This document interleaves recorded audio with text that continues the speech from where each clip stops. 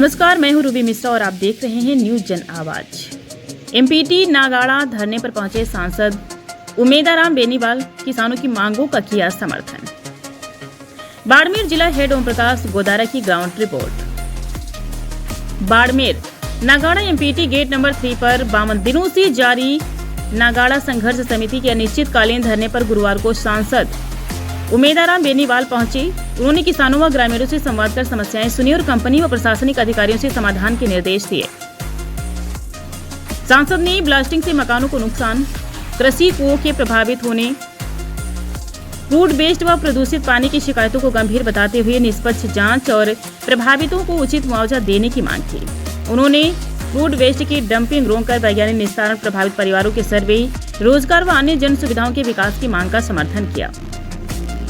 बेनीवाल ने कहा कि जल, जंगल, जमीन, पर्यावरण और किसानों के हितों से समझौता कर विकास स्वीकार नहीं किया जा सकता। उन्होंने कहा कि मांगों का समयबद्ध समाधान नहीं हुआ तो वे बड़े आंदोलन में भी ग्रामीणों के साथ मजबूती से खड़े रहेंगे और इस मुद्दे को लोकसभा सहित हर उचित मंच पर उठाएंगे। धरनास्थल पर कंपनी प्रतिनिधि अयोध्या प्रसाद गौड़, गंगाराम जांगीड़, गंगाराम सारण सहित बड़ी संख्या में ग्रामीण व किसान मौजूद। बाड़मेर जिला हेड ओम प्रकाश गोदारा की रिपोर्ट के साथ देखते रहिए न्यूज जन आवाज। जायज समस्या है और 4-5 सालों कि लगातार मांग कर रहे हो कि हमारे विस्फोट करने की वजह में घरों में दरार आई, चौका हैंगी खराब हो गया, मैं पानी एक बूंद ही रहा करूँ और ट्यूबवेल है सारा जैसे काला पानी हम दूर गया वो भी शुरुआत के 15 मिनट तक एडो आवे और बिंग बाद में थोड़ा साफ सुथरा आवे जो भी अशुद्धि जना तो पीवा पर बिंग नो किता जहरीला पदार्थ घरोड़ा है जगह पर नहीं है वो नहीं और स्वास्थ्य के लिए कितना हानिकारक के लिए अपने कोई ध्यान को तो मुख्य समस्या होता है 3 प्रकार की बिंग के अलावा और हर मांग पत्र 8-9 बिंदु लिखा है। CSR के बारे में भी लिखा है, रोजगार के बारे में भी लिखा है, ग्रीन बेल्ट डेवलपमेंट को भी लिखा है, पंचायतों का सर्वे कर प्रभावित परिवारों ने सहायता देने वास्ते भी लिखा है। सारी आपकी मुख्य समस्या होंगी। इनकी मांग तो बहुत ही जायज है और कंपनी की तरफ गंगाराम जी और अयोध्या प्रसाद जी दो सेकंड गंगाराम जी आप आया, आपको कई बार मिलन भी गया पहला भी, पर समाधान कहीं नहीं हुआ। एडीएम साहब भी आया, पहला दिल्ली 2 बार टीम भी आई सर्वे करूंगी और कंपनी ने सख्त हिदायत देंगी कि अगर सुधार नहीं हो तो तुम्हारे खिलाफ सख्त कार्रवाई कराऊंगा, जरूरत पड़ी तो प्रोडक्शन भी बंद कराऊंगा। क्यों ज्यादा चेतावनी तो क्या हो सके। अब हमें कंपनी लास्ट आई है कि या तो इन सुधार करो और नहीं ना वो जब मंत्रालय की तरफ जब सख्त निर्देश आए मोटो आंदोलन हो और मोटो आंदोलन हो जना और लोग यह नहीं चाहे कि प्रोडक्शन बंद हुए। देश के विकास में जो महत्वपूर्ण भूमिका नागाड़ा की तेल की कूड़ भी रही है आप बंद हुए।